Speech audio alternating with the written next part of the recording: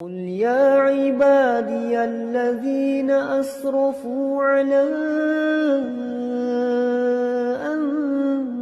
أنفسهم لا تقنطوا من رحمة الله لا نبي بعد أما بعد يا أيها الذين آمنوا اتقوا الله حق تقاته ولا تموتن إلا وأنتم مسلمون يا أيها الناس اتقوا ربكم الذي خلقكم من نفس واحدة وخلق منها زوجها وبث منهما رجالا كثيرا ونساء واتقوا الله الذي تساءلون به والأرحام إن الله كان عليكم رقيبا يا أيها الذين آمنوا اتقوا الله وقولوا قولا سديدا يصلح لكم أعمالكم ويغفر لكم ذنوبكم ومن يطع الله ورسوله فقد فاز فوزا عظيما أما بعد فإن أصدق الحديث كتاب الله وخير الهدي هدي محمد صلى الله عليه وسلم وشر الأمور محدثاتها فإن كل محدثة بدعة وكل بدعة ضلالة.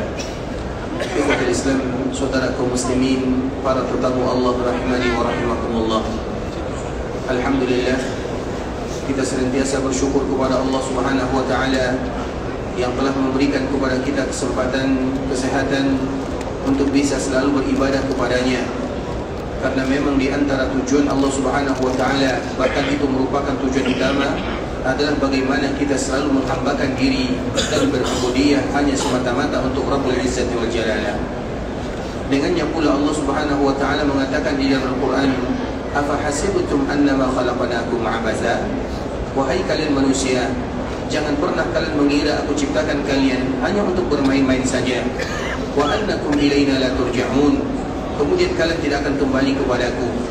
Seolah-olah Allah Subhanahu wa taala memberikan peringatan kepada kita bersama bahwa ada tujuan yang paling utama kenapa Allah menciptakan kita, yaitu untuk beribadah kepadanya.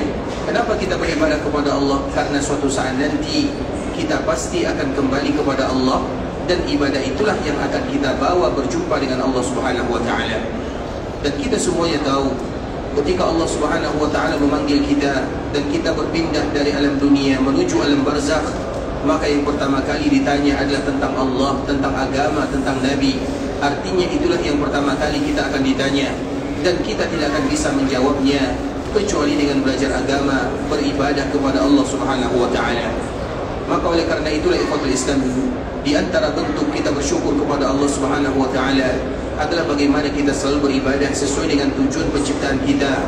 Karena apabila kita beribadah kepada Allah, maka dengan ibadah itu pula lah akan mendatangkan keridhaan Allah Subhanahu wa taala, dan dengan itu pula lah kita mendapatkan sebuah predikat abdan syakura, dan semoga semua kita mendapatkan gelar seorang hamba yang pandai bersyukur kepada Allah Subhanahu wa taala.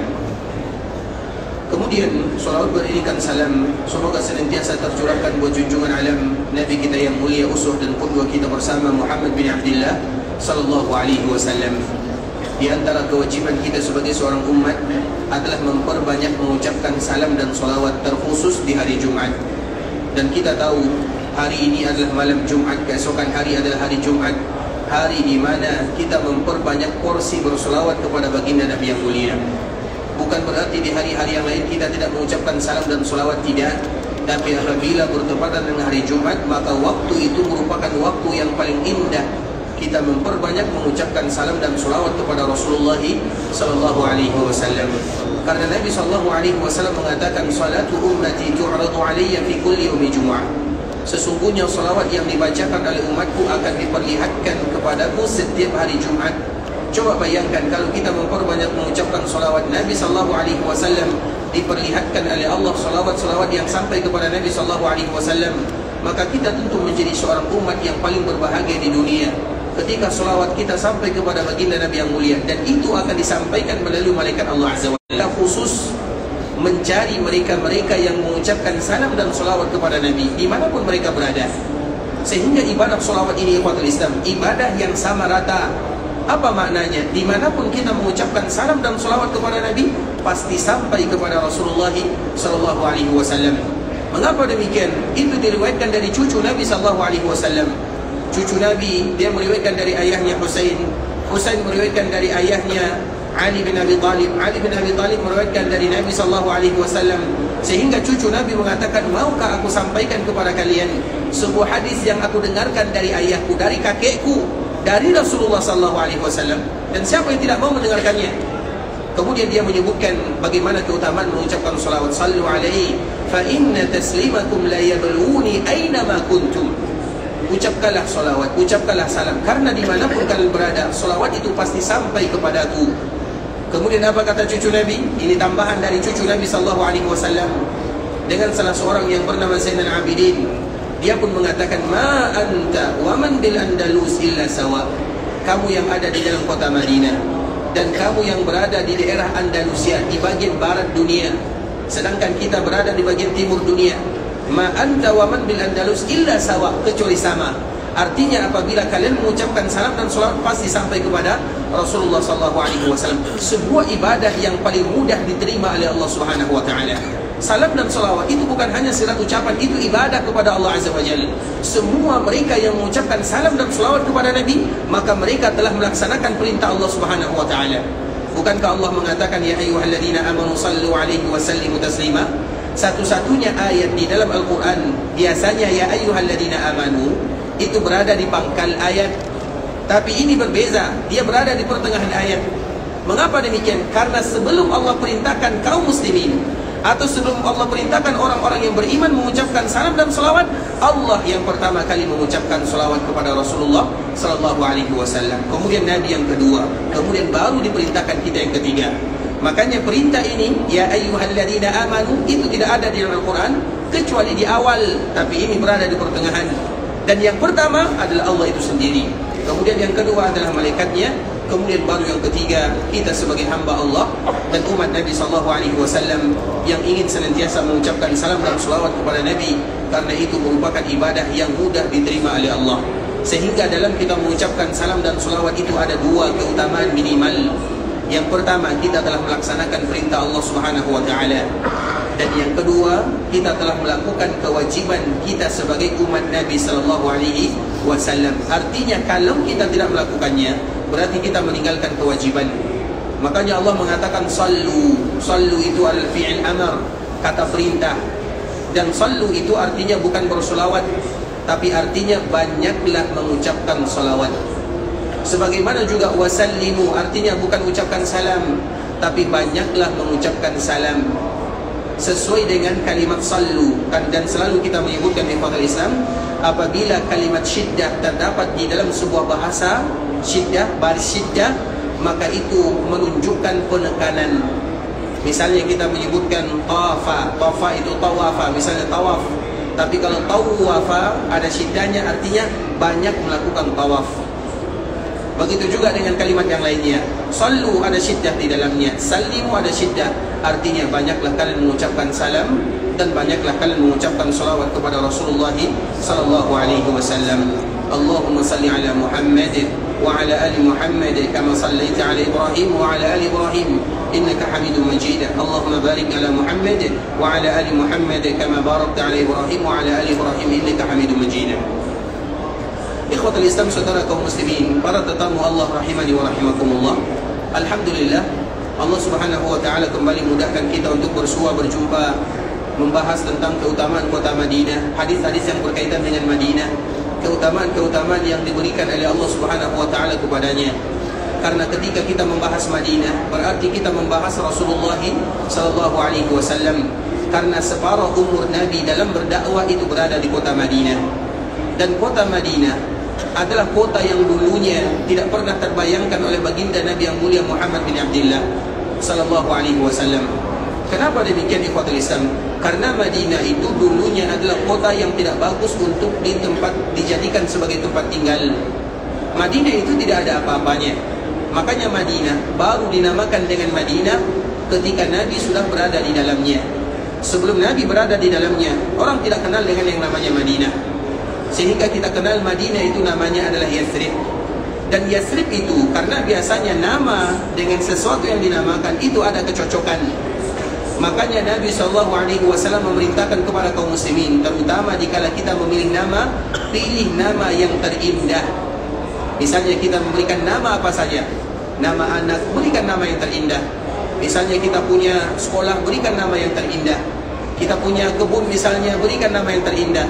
kita punya toko misalnya, berikan nama yang terindah, karena nama itu memiliki pengaruh di dalam kehidupan. Dan salah satunya adalah nama kota Madinah. Kota Madinah, Madinah tidak pernah disebut dengan Madinah kecuali setelah Nabi berada di dalamnya. Lantas apa nama kota Madinah sebelum Nabi ada di dalamnya? Disebut dengan Yathrib. Yathrib itu apa artinya? Yathrib itu artinya adalah kehinaan, cacian, pelecehan, itu artinya. Diambil dari kata-kata tasrib atau diambil dari kata-kata sur, artinya pembunuhan. Karena memang itu yang terjadi di kota Madinah. Kota Madinah itu jangan kita anggap kota Madinah itu kota yang aman. Lebih aman Mekah daripada Yathrib di zaman dahulu kala. Artinya ikhwatul Islam, Madinah atau Yathrib itu adalah namanya, adalah nama yang tidak bagus, maknanya tidak bagus. Dan kapan baru Madinah menjadi bagus? Ketika Nabi berada di dalamnya. Sehingga ikhwatul Islam, Nabi tidak pernah membayangkan bahwa Nabi akan hijrah ke kota Madinah. Dalam bayangan Nabi, tidak pernah Nabi akan hijrah ke kota Madinah. Sehingga kita melihat sejarah Nabi SAW. Ketika Nabi berada di Mekah, Nabi berdakwah. Kemudian Nabi berdakwah 3 tahun secara bersembunyi-sembunyi. Kemudian 10 tahun secara terang-terangan. Ketika Nabi berdakwah secara terang-terangan, kemudian dakwah Nabi dipersempit, dipersulit. Nabi mendapatkan tekanan yang luar biasa. Maka Nabi ingin mencoba berdakwah keluar daerah kota Mekah. Ketika Nabi SAW ingin mencoba berdakwah di luar kota Mekah, kemana Nabi SAW pergi? Maka Nabi pergi ke sebuah daerah yang namanya adalah Taif. Kenapa Nabi SAW pergi ke Taif? Karena Taif itu, disitulah dulu Nabi SAW menghabiskan masa kecilnya. Makanya ada ibu Nabi bernama, siapa nama ibu Nabi? Ibu Nabi yang menyusui Nabi, namanya Halimah. Halimah itu berasal dari mana? Dari mana Halimah? Dari Sa'diyah, suku Sa'diyah. Suku Sa'diyah itu berada di mana? Di Taif. Sehingga seolah-olah Nabi SAW pergi ke Taif dengan harapan agar orang Taif mereka menerima dakwah Rasulullah SAW. Pernah Nabi membayangkan Madinah, tapi Nabi SAW langsung pergi ke Taif. Karena Taif itu adalah kampung halaman Nabi. 4 tahun lamanya Nabi menghabiskan masa di sana. Harapannya bagaimana? Harapannya agar orang-orang Taif menerima dakwah Nabi. Namun orang Taif mereka tidak mau menerima dakwah Nabi. Kalau seandainya orang Taif mereka menerima dakwah Nabi, maka kita tidak akan mengenal yang namanya Madinah. Semua kita akan pergi ke Taif, karena di sana akan menjadi sumber dakwah Rasulullah SAW kalau mereka menerimanya. Tapi Allah belum menakdirkan yang demikian. Orang Taif tidak menerima dakwah Nabi. Bahkan mereka menganggap Nabi itu adalah orang-orang yang seperti yang lainnya. Dianggap sihir, tukang sihir, dukun, orang gila. Sehingga Nabi SAW diperlakukan ibarat mereka mengusir orang gila. Sebagaimana kita menangkap seorang pencuri, kemudian dipukul, dilemparkan, seperti itulah Nabi diperlakukan di sana. Betul-betul perlakuan yang bejat sekali untuk Nabi kita yang mulia Muhammad bin Abdullah SAW. Karena Allah belum menakdirkan yang demikian. Kemudian Nabi SAW pulang ke kota Madinah. Kemudian ketika sampai pulang ke kota Mekah, ketika sampai ke Mekah, maka setelah beberapa waktu lamanya Nabi kembali bermimpi. Apa mimpi Nabi? Allah perintahkan Nabi untuk berhijrah. Di dalam mimpi yang pertama, atau di dalam mimpi sebagian hadis dan riwayat menyebutkan Allah hanya mengatakan sifat dan ciri-cirinya. Ciri-cirinya 1, 2, 3. Sehingga bayangan Nabi kemana? Nabi tidak pernah membayangkan Madinah. Yang terbayang oleh Nabi daerah Yamamah, yang terbayang oleh Nabi daerah Hajar, daerah-daerah yang lainnya. Ternyata tempat yang Allah perintahkan agar Nabi bisa kedatang atau melaksanakan hijrah adalah kota Madinah. Artinya apa ikhwatul Islam? Kota Madinah betul-betul pilihan dari Allah Subhanahu wa taala untuk Rasulullah SAW. Daerah yang biasa-biasa, daerah yang tidak ada kelebihannya, daerah yang tidak ada keistimewaannya. Keistimewaannya hanya satu, yaitu ketika Nabi berada di dalamnya dan Nabi tinggal di dalamnya untuk selama-lamanya, maka Madinah menjadi istimewa di dalam hati seluruh kaum muslimin. Sehingga wajar ikhwatul Islam ketika ada kaum muslimin mereka berbondong-bondong datang ke kota Madinah, karena memang Madinah punya keutamaan yang luar biasa, dan itu baru dimulai ketika Nabi berada di dalamnya. Sehingga apabila kita membahas tentang keutamaan kota Madinah, Madinah dengan Nabi dua hal yang berjodoh, tidak akan bisa kita pisahkan untuk selama-lamanya. Dan Nabi sangat mencintai kota Madinah. Dan di antara bentuk Nabi mencintai kota Madinah, Nabi SAW tidak pernah keluar dari Madinah. Nabi 10 tahun lamanya berada di kota Madinah, tidak pernah meninggalkan Madinah kecuali untuk urusan yang penting-penting saja. Nabi berjihad, Nabi pergi ke Mekah terutama untuk melaksanakan ibadah. Di sampingnya Nabi tidak pernah datang lagi atau tidak pernah keluar dari kota Madinah. Kenapa demikian? Disebutkan oleh Anas bin Malik min hubbiha, karena Nabi sangat cinta kepada kota Madinah. Sehingga Nabi SAW pertama kali datang ke kota Madinah, Nabi SAW mengatakan, Allahumma habbib ilaina al-Madinah ka hubbina Makkah aw ashad. Ya Allah, tanamkan kecintaan kepada kami terhadap kota Madinah sebagaimana kami mencintai kota Mekah, atau jadikan kecintaan kami terhadap kota Madinah melebihi kecintaan kami terhadap kota Mekah al-Mukarramah. Itu doa Rasulullah sallallahu alaihi wasallam yang harus diperhatikan oleh kaum muslimin. Bagaimana sayang dan cintanya Nabi kepada kota Madinah, dan kita cinta kepada kota Madinah karena kecintaan kita kepada baginda Nabi yang mulia Muhammad bin Abdullah sallallahu alaihi wasallam. Dan di antara bentuk kita cinta kepada kota Madinah, kita mengetahui aturan-aturan yang ada di dalamnya. Karena kota Madinah tidak sama dengan kota yang lain. Kalau tidak sama nilainya, keutamaannya, maka perbuatan kita juga harus tidak sama. Artinya jangan samakan perbuatan kita di luar Madinah dengan kita berada di dalam Madinah. Atau jangan samakan perbuatan kita di tanah halal dengan dikala kita berada di tanah haram. Makkah Madinah adalah tanah haram, di luar Makkah Madinah ada tanah halal. Kalau sama saja perbuatan kita, amalan kita di tanah halal dengan tanah haram, berarti kita belum mencintai kota Madinah dengan sebenarnya. Sehingga kita harus berbeda ikhwatul Islam. Makanya di Madinah itu banyak yang harus kita jaga, tidak sama dengan daerah yang lainnya. Kalau sama, berarti Madinah belum kita berikan penghormatan kepadanya. Madinah belum dinamakan dengan haram, karena haram itu artinya adalah hormat. Bagaimana kita menghormatinya, menghargainya. Apabila kita masih melakukan perkara yang sama, artinya di luar kita bebas berkata kalimat-kalimat yang kita tidak tahu apakah kalimat itu diridhai oleh Allah atau tidak. Kemudian di dalam kota Madinah kita juga masih melakukan perkara yang sama, berarti kita belum menghargai kota Madinah. Kita belum sepenuhnya mencintai kota Madinah. Begitu juga di luar, misalnya mata kita mungkin masih melihat ini dan itu, melihat hal-hal yang tidak diridhai oleh Allah Azza wa Jalla. Dikala kita berada di kota Madinah, harus kita jaga semuanya. Nah, dikala kita menjaga, itulah namanya cinta kepada kota Madinah, karena kita cinta kepada Rasulullah sallallahu alaihi wasallam. Sehingga bisa kita mengatakan datangnya kita, beradanya kita di kota Madinah adalah nikmat dari Allah Azza wa Jalla.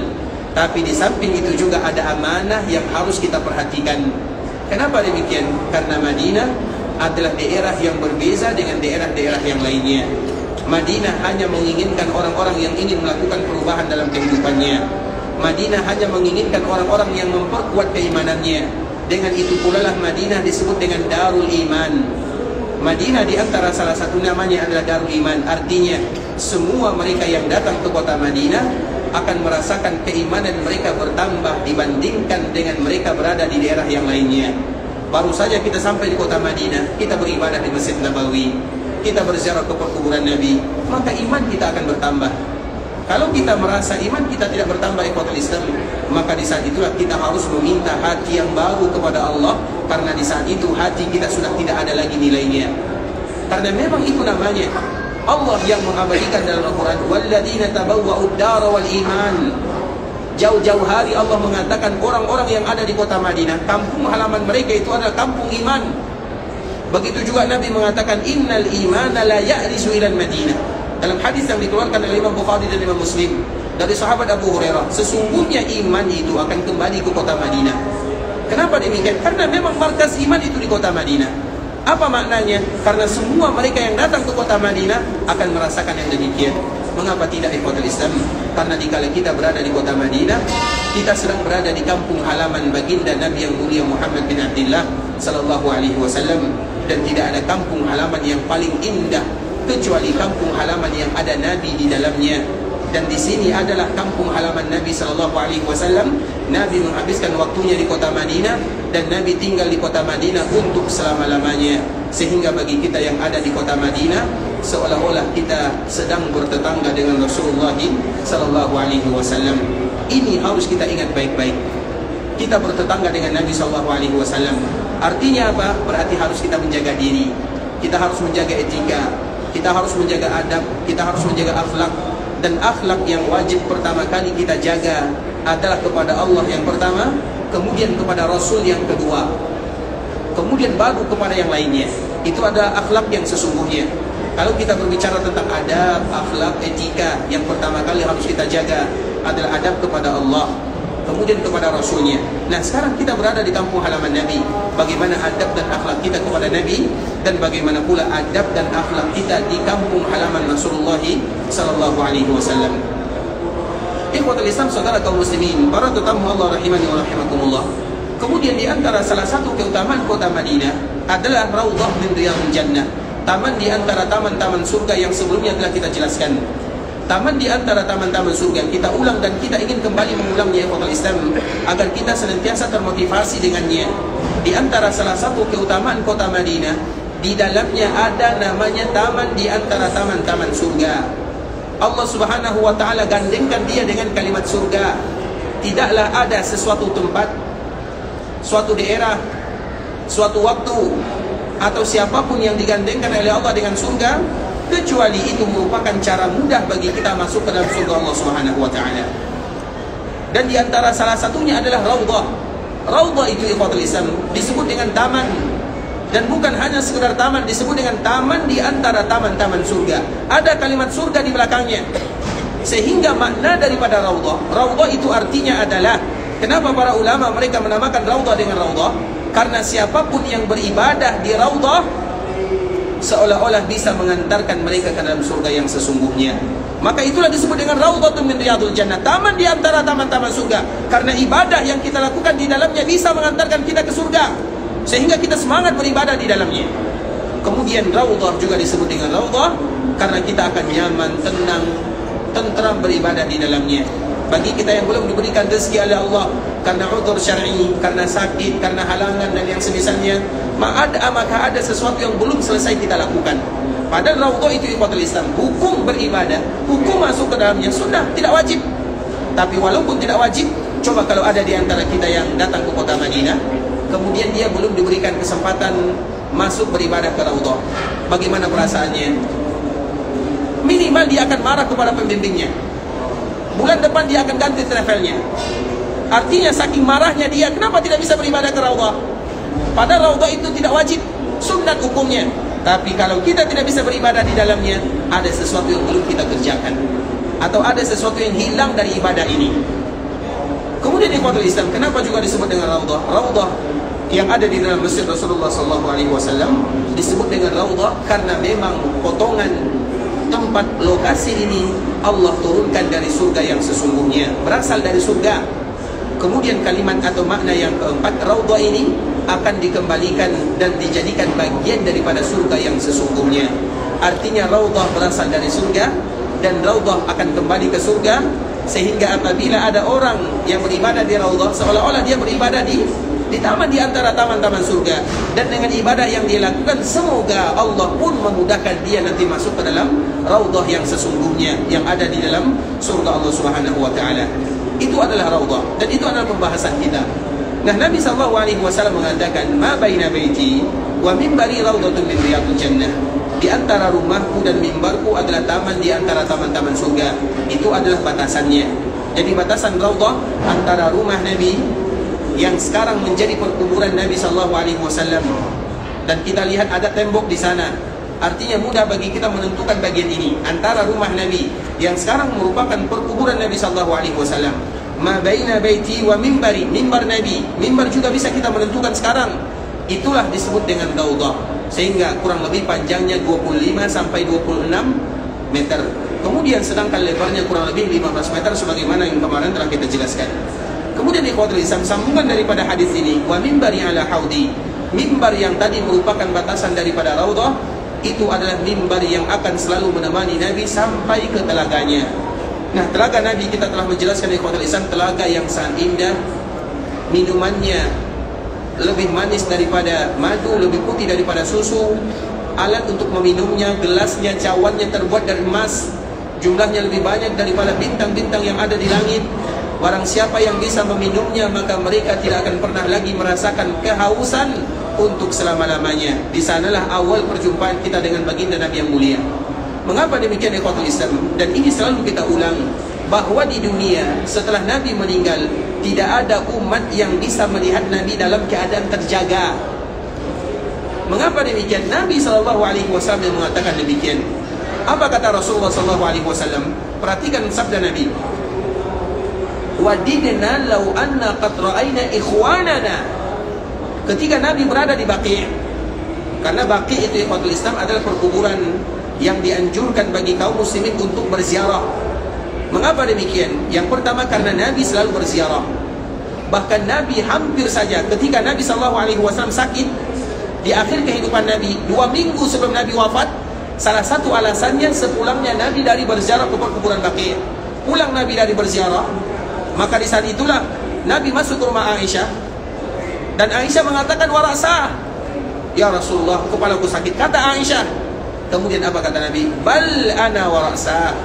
Akan tetapi yang sakit itu adalah aku, wahai Aisyah. Kapan itu baru terjadi? Sepulangnya Nabi dari berziarah ke perkuburan Baqi'. Jadi berziarah ke perkuburan Baqi' ikhwatul Islam merupakan di antara anjuran bagi kita yang ada di kota Madinah, terutama bagi kita kaum laki-laki. Jangan pulang ke daerah kita masing-masing sampai kita berziarah, terutama dikala kita dimudahkan oleh Allah untuk bisa masuk ke dalamnya. Jadi bagi kita laki-laki ikhwatul Islam, kita dimudahkan oleh Allah untuk bisa masuk, memperhatikan. Kenapa demikian? Karena di sana keluarga Nabi, di sana ada putra Nabi, di sana ada putri Nabi, di sana ada istri Nabi, di sana ada mertua Nabi, di sana ada karib kerabat Nabi SAW. Di sana ikhwatul Islam ada menantu Nabi, di sana ada sahabat Nabi, di sana ada muhajirin, di sana ada orang Ansar, di sana ada orang-orang yang mulia. Sehingga kita dianjurkan untuk berziarah. Kaum laki-laki berziarah, masuk ke dalamnya, ucapkan assalamualaikum bi ahli diyar minal mu'minina wal muslimin wa inna insyaallah bikum lahiqun. Dan itu yang selalu dilakukan oleh Nabi. Bahkan 2 minggu sebelum Nabi wafat, Nabi juga berziarah ke perkuburan Baqi', bahkan di malam hari. Coba bayangkan ikhwatul Islam, ketika Nabi berada di rumah Aisyah, tiba-tiba Nabi keluar, dan Nabi keluar dalam keadaan tergesa-gesa. Aisyah memperhatikan keadaan Nabi SAW, melihat Nabi keluar dalam keadaan terburu-buru, maka Aisyah ini heran apa yang dilakukan oleh Nabi. Maka ketika Nabi keluar, kita tahu ikhwatul Islam, Nabi kalau berjalan itu cepat sekali. Cara berjalan Nabi SAW, langkahnya tidak panjang tapi cepat. Kemudian dadanya agak, artinya ditegakkan dadanya. Itu adalah gaya berjalan Nabi SAW. Nah, ketika Nabi keluar, seolah-olah Nabi hampir berlari. Maka Aisyah heran, kenapa Nabi melakukan yang demikian di malam hari, jam 3, kurang lebih jam 3 atau jam 3.30, sepertiga malam terakhir. Maka Aisyah mengikuti Nabi SAW. Kenapa Aisyah mengikuti Nabi? Karena kita tahu Aisyah ini orangnya cemburuan. Dia menganggap Nabi itu akan pergi ke rumah istri yang lain. Maka Aisyah pergi mengikuti Nabi, kalau Nabi pergi ke rumah keluarga yang lainnya. Kemudian ikhwatul Islam, ternyata Nabi menuju Baqi'. Kemudian dikala Nabi menuju Baqi', Nabi datang ke sana malam hari. Kemudian Nabi berdoa. Kemudian setelahnya Nabi pulang. Nah, ketika Nabi pulang, maka Aisyah berlari. Dan Nabi tahu kalau itu adalah Aisyah radhiyallahu ta'ala anha, karena ada bayang-bayangan di sana. Kemudian sampai di rumah, maka Nabi ingin marah kepada Aisyah. Wahai Aisyah, kenapa kamu mengikuti diriku? Apakah engkau menganggap aku akan pergi ke rumah yang lainnya? Artinya Nabi SAW agak sedikit kesal kepada Aisyah. Aisyah tahu bagaimana cara menyelesaikan masalah ini. Untuk menghilangkan kekesalan Nabi SAW, maka dia bertanya, ya Rasulullah, kalau seandainya ada di antara kami yang melewatinya dan datang ke sana, apa yang harus kami baca? Artinya apa doanya? Kalau kita berada di perkuburan, maka Nabi mengajarkan, assalamualaikum ya ahla diyari minal mu'minina wal muslimin wa inna insyaallah bikum lalahiqun wa nas'alullaha lana wa lakumul afiyah. Itu adalah doa yang kita baca dikala kita berziarah ke perkuburan Baqi' al-Gharqad. Tidak ada lebih. Itulah doanya. Kecuali kalau seandainya kita ingin berdoa khusus terhadap orang-orang yang kita kenal. Seperti misalnya ada keluarga kita yang dulu dikala kita haji, dikala kita umrah, kemudian mereka meninggal dan dikuburkan di Baqi'. Kemudian kita ingin mendoakan khusus, maka silahkan. Allahumma ighfir lahu warhamhu wa'afi wa'fu anhu, atau kalimat-kalimat yang lainnya. Tapi kalau untuk kaum muslimin, maka di antara doa yang dibaca adalah doa yang diajarkan oleh Nabi kepada Aisyah radhiyallahu ta'ala anha. Nah, artinya ikhwatul Islam, Nabi senantiasa sering berziarah ke kuburan Baqi'. Suatu ketika, dikala Nabi berada di sana, maka Nabi mengucapkan sebuah kalimat yang indah. Apa kata Rasulullah? Wadidna law anna qad ra'ayna ikhwanana. Aku berkeinginan untuk melihat saudara-saudaraku. Keinginan Nabi ini tidak terwujud. Bisa dipahami? Makanya Nabi mengatakan wadidna, kami berkeinginan. Namun keinginan Nabi ini tidak terwujud. Kenapa? Karena Nabi sudah meninggal. Makanya dikala Nabi mengatakan kalimat ini, wadidna law anna qad ra'ayna. Ra'a, kita tahu apa makna ra'a? Ra'a itu melihat secara langsung. Wadidna law anna qad ra'ayna ikhwanana. Kami berkeinginan, aku berkeinginan untuk melihat saudara-saudara. Para sahabat mereka merasa heran.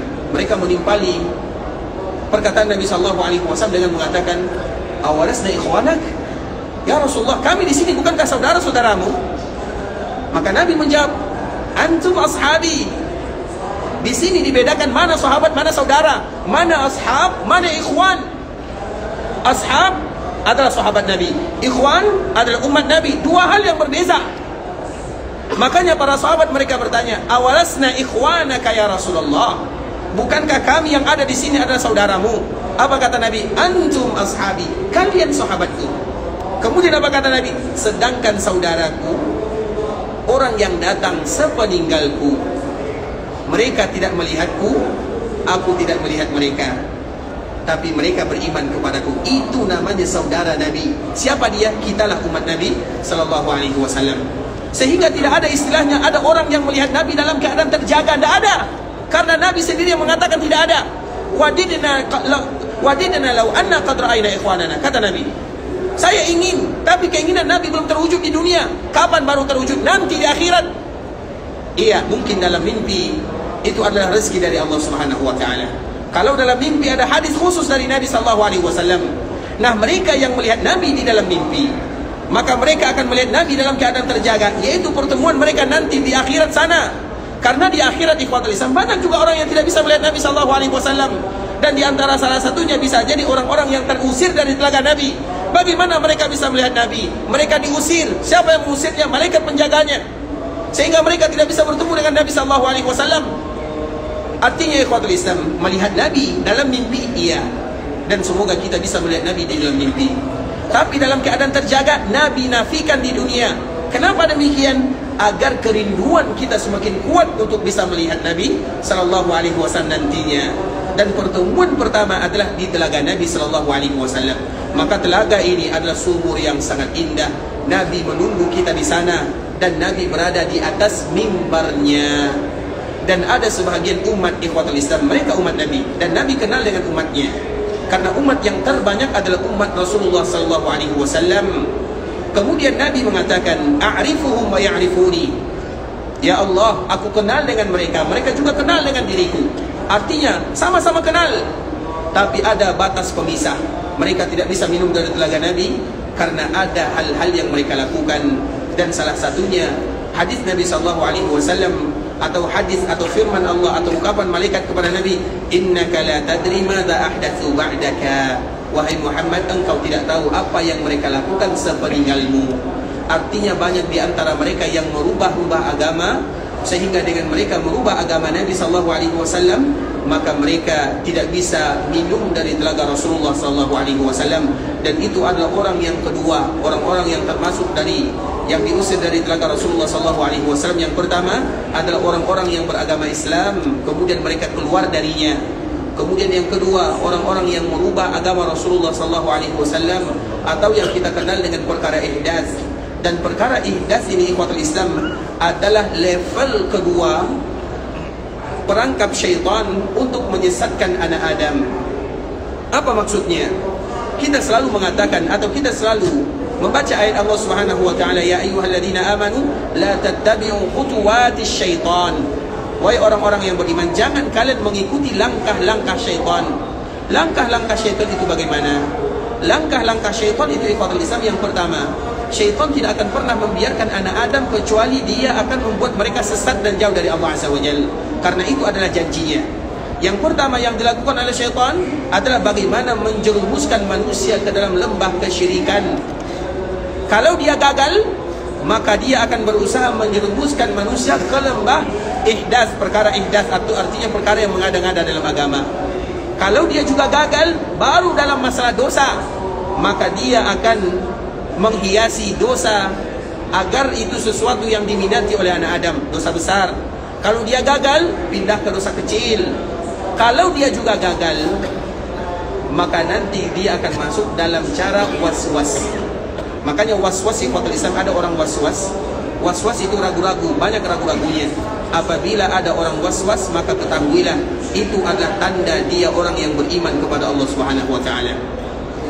Apa itu was-was? Misalnya dia takbir, Allahu Akbar, tapi dia ragu lagi apakah sudah betul kalimatnya atau salah, diulang lagi sampai 5 kali kadang-kadang dia takbir gara-gara was-was. Misalnya dia ingin makan, dia minum zam-zam, baca bismillah, dia sudah membacanya, tapi dia ragu apakah tadi sudah dibaca atau tidak, diulang lagi bismillah, itu was-was namanya. Was-was itu penyakit, gangguan dari syaitan. Apabila ada orang yang ditimpa penyakit was-was, maka itu adalah bagian daripada tanda dia beriman. Kenapa demikian? Karena syaitan sudah gagal menggodanya, kecuali dari langkah yang terakhir. Makanya Allah Subhanahu wa taala mengatakan, ya ayyuhalladzina amanu la tattabi'u khutuwatis syaitan. Nah, khutuwat syaitan yang kedua adalah ihdas dalam agama. Ihdas itu artinya orang-orang yang melakukan perbuatan namun tidak diajarkan oleh baginda Nabi yang mulia Muhammad bin Abdullah sallallahu alaihi wasallam. Dan kemarin telah kita contohkan ikhwatul Islam, dan sekarang kita akan kembali mengulangnya. Dan contoh ini mungkin kita perhatikan baik-baik, karena perbedaannya tipis sekali ikhwatul Islam. Misalnya kita contohkan, misalnya menantunya Abu Hurairah. Kita tahu Abu Hurairah adalah sahabat yang paling banyak meriwayatkan hadis dari Rasulullah SAW. Dia punya menantu namanya Sa'id bin Musayyib. Ada yang mengatakan Sa'id bin Musayyab, dan dia adalah ulama dari kalangan tabi'in. Kita tahu tabi'in. Tabi'in itu orang yang berjumpa dengan sahabat.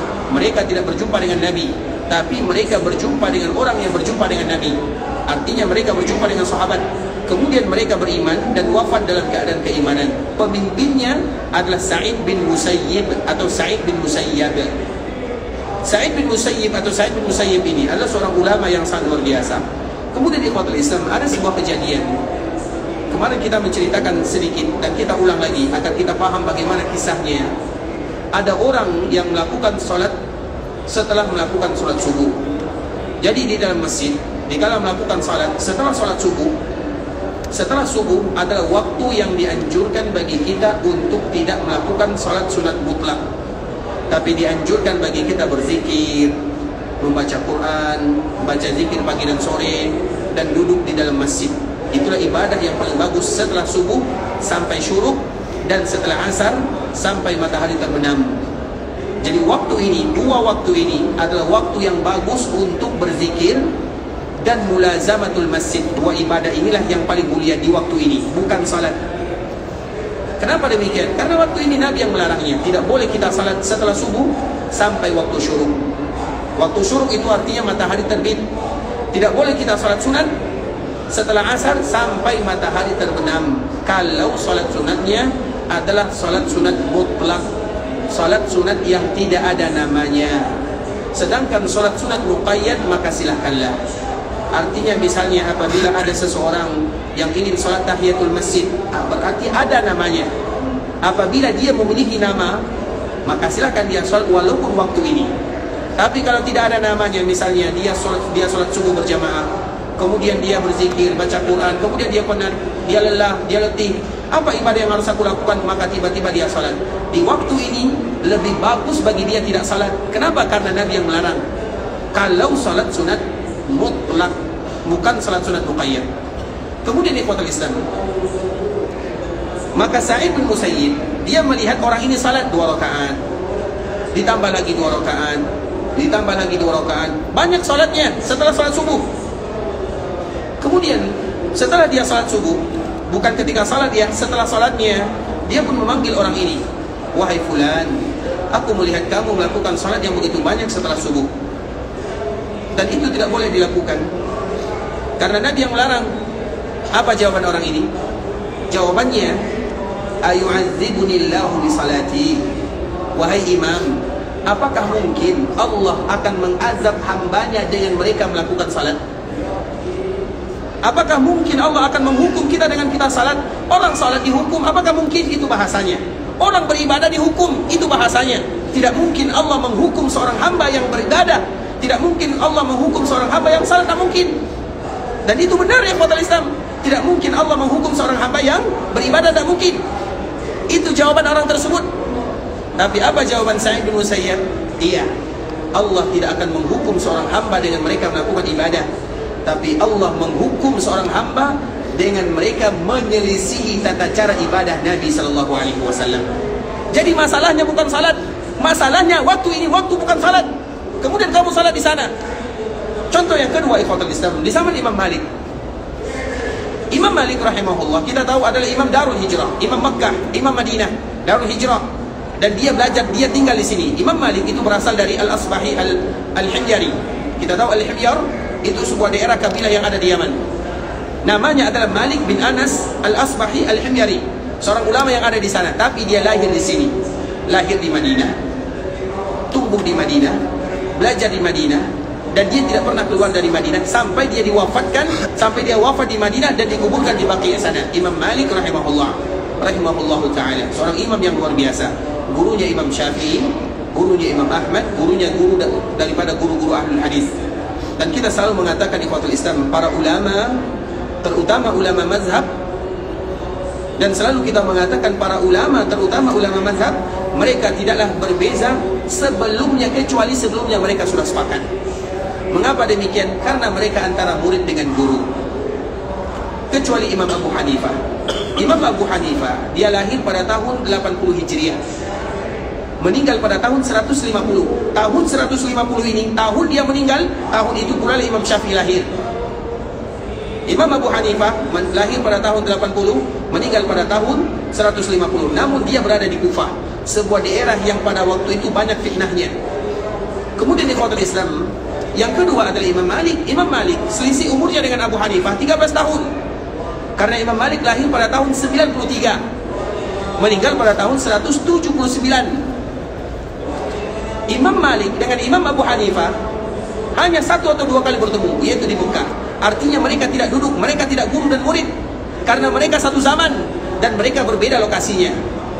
Makanya kalau kita lihat di dalam masalah fikih ikhwatul Islam, itu banyak perbedaan Imam Abu Hanifah dengan yang lainnya. Karena memang Imam Abu Hanifah dengan imam yang lainnya itu tidak satu waktu, tidak satu zaman, dan tidak satu tempat. Sedangkan Imam Malik, dia berada di Madinah.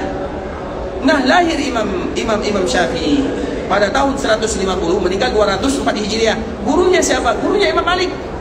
Dia berguru kepada Imam Malik. Dia belajar di Madinah, di sini dia duduk. Imam Syafi'i di sini dia belajar. Kemudian ikhwatul Islam, setelah itu lahir lagi Imam Ahmad. Imam Ahmad lahir pada tahun 164 Hijriah, meninggal pada tahun 241 Hijriah. Imam Ahmad gurunya adalah Imam Syafi'i.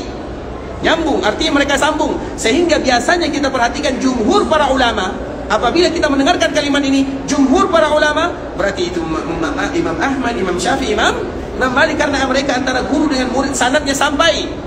Lahir setelahnya Imam Bukhari, lahir setelahnya Imam Muslim. Imam Bukhari wafat pada tahun 256 Hijriah, Imam Muslim 261 Hijriah. Mereka nyambung. Imam Muslim gurunya Imam Bukhari, Imam Bukhari gurunya Imam Ahmad, Imam Ahmad gurunya Imam Syafi'i, Imam Syafi'i gurunya adalah Imam Malik, Imam Malik gurunya adalah Nafi' gurunya adalah Abdullah bin Umar, Abdullah bin Umar gurunya adalah Rasulullah SAW. Bersambung. Sehingga ikhwatul Islam, para ulama sebelum mereka berbeda, mereka sepakat dulu, karena mereka antara guru dengan murid. Sehingga sebelum kita melihat perbedaan para ulama, kita harus melihat ulama dulu. Dan ini selalu kita contohkan ikhwatul Islam. Tidak boleh bagi kita belajar tentang mazhab para ulama sampai kita mengetahui tentang ulama itu sendiri. Bagaimana mungkin kita belajar tentang mazhab ini, mazhab itu, kita tidak tahu ulamanya?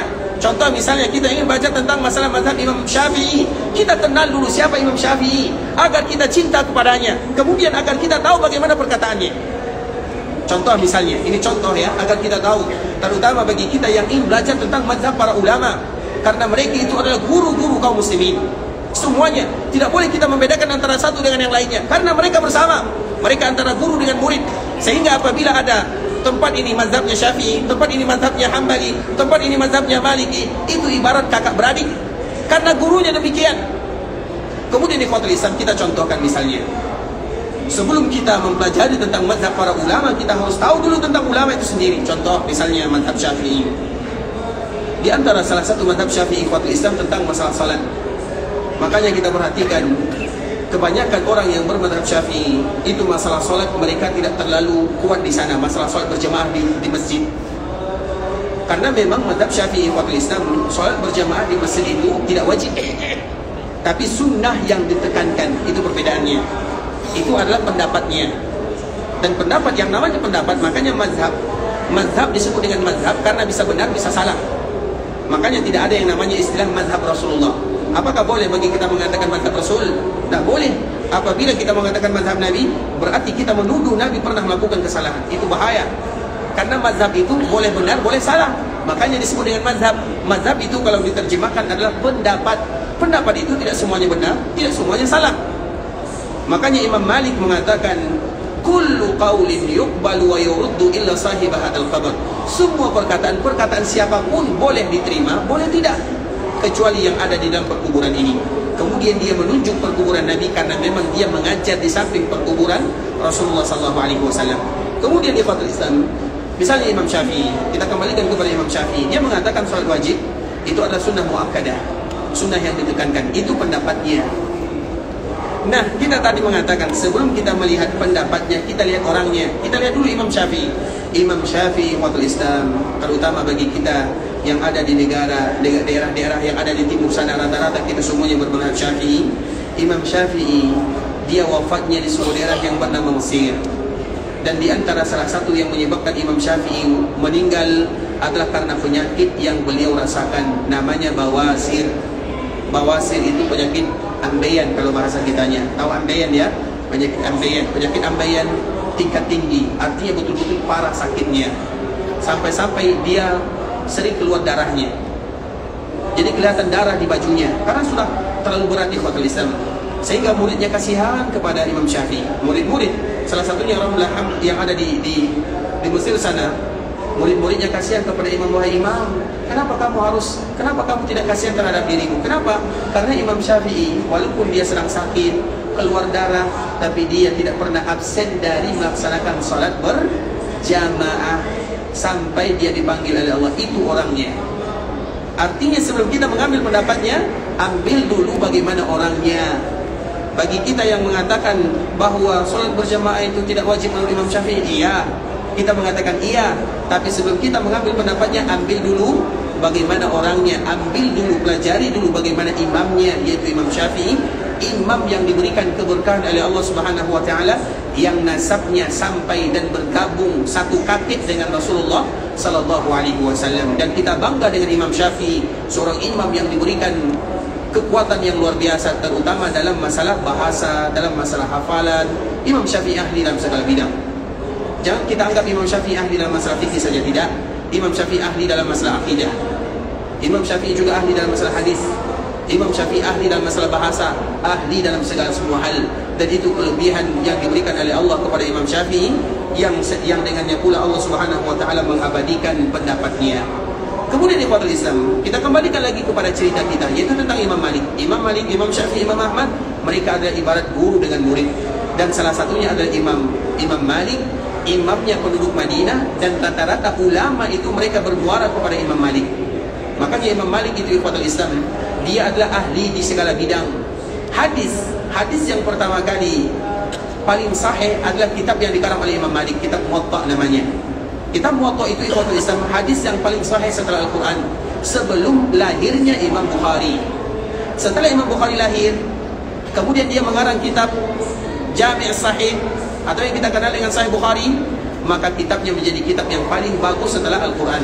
Artinya ikhwatul Islam, agar kita tahu bagaimana kedudukan para ulama, agar kita bisa menghormati mereka, bagaimana manfaat yang telah mereka berikan kepada kaum muslimin, kemudian bagaimana pendapat mereka yang sangat kuat dan bisa kita ambil pelajaran dalam kehidupan.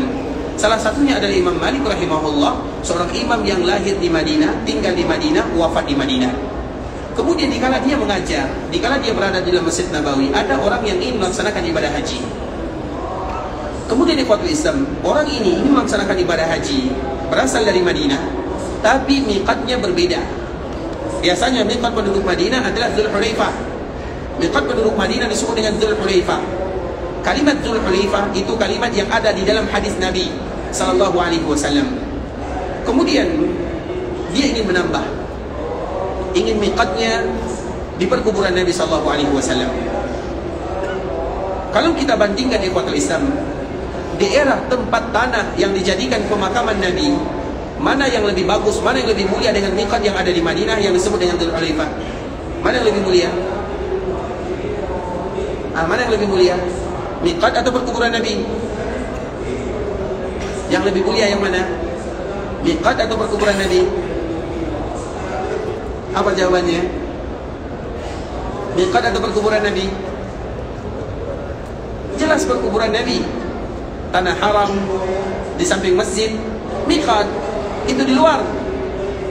Artinya kalau dari segi kemuliaan, maka tentu di sini lebih mulia.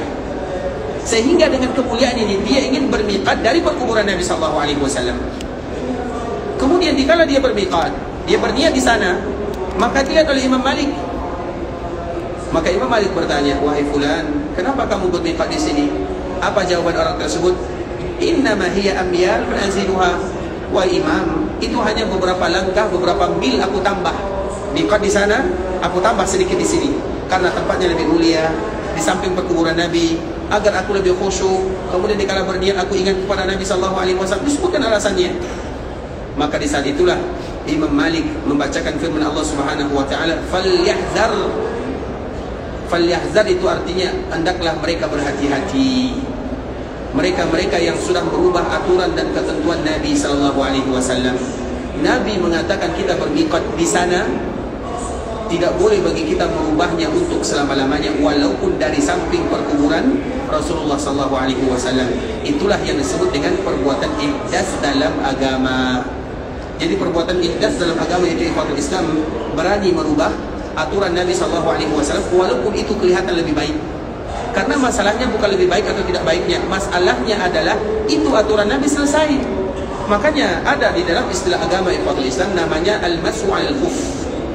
Al-mas'u 'alal khuf artinya di antara salah satu sunnah menyapu di atas sepatu.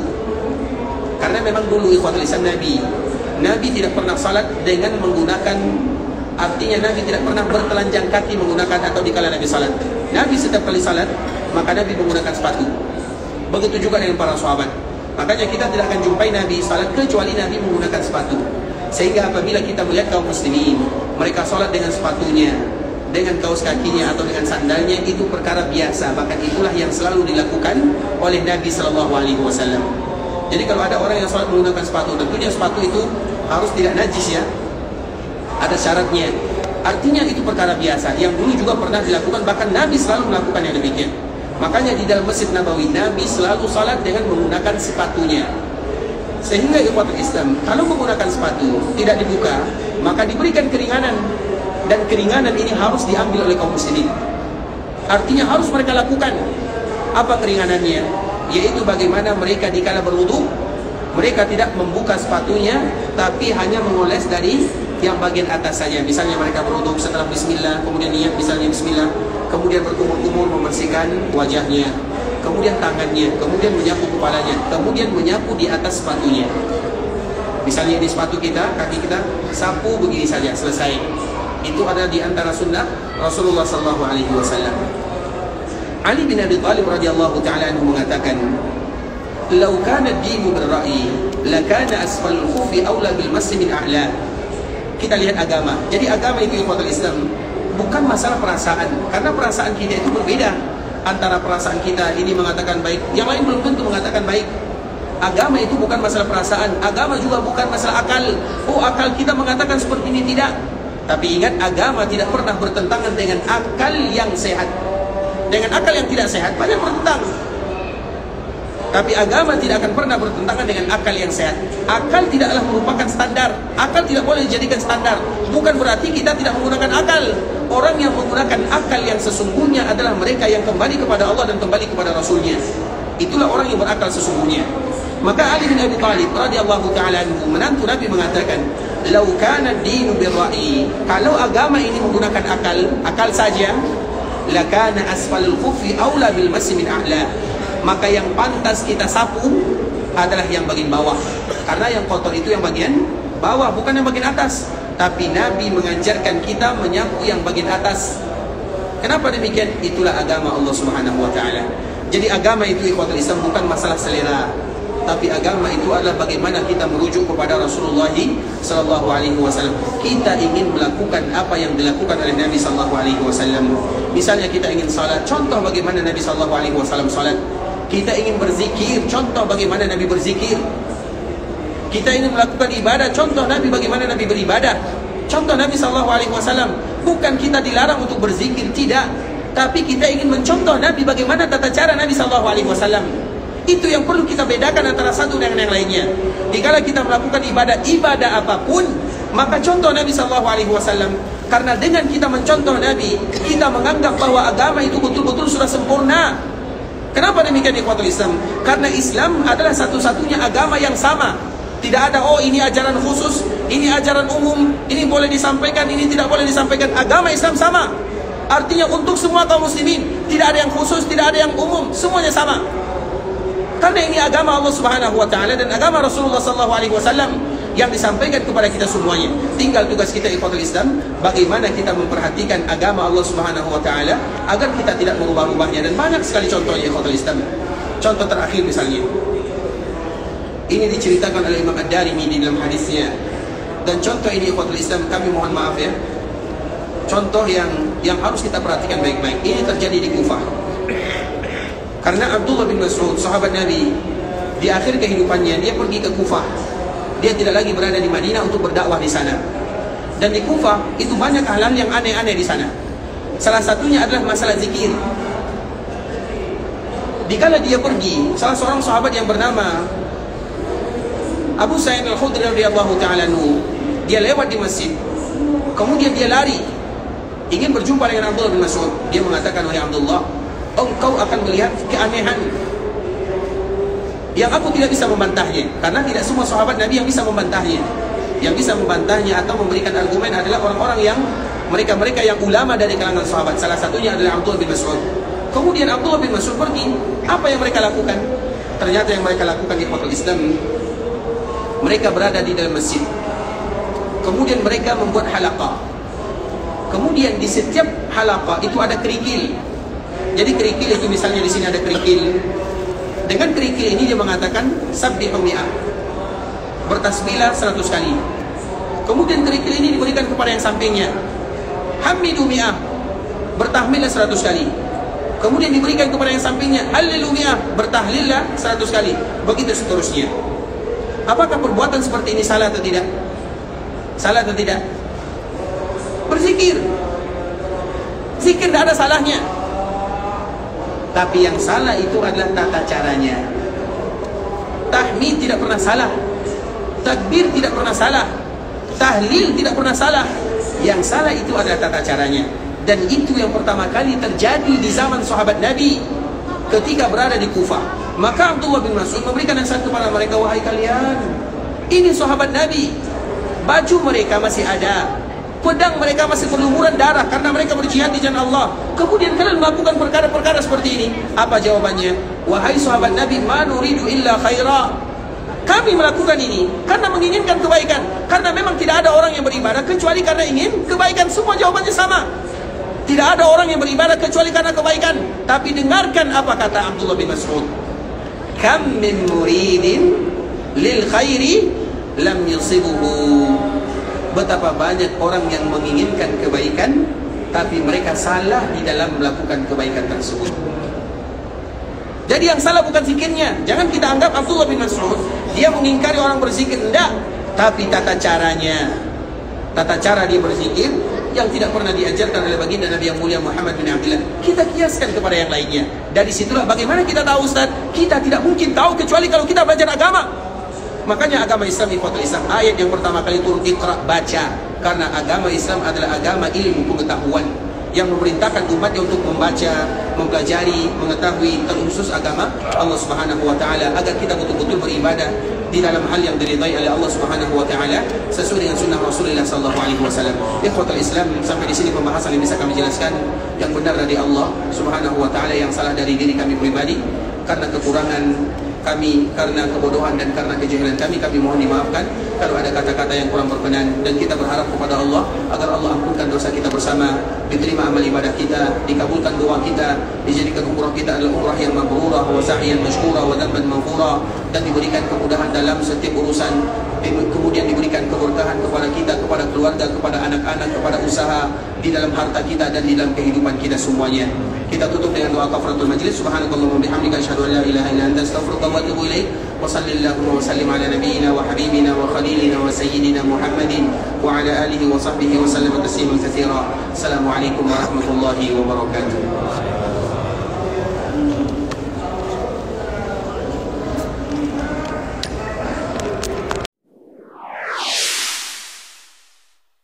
قل يا عبادي الذين أسرفوا على أنفسهم لا تقنطوا من رحمة الله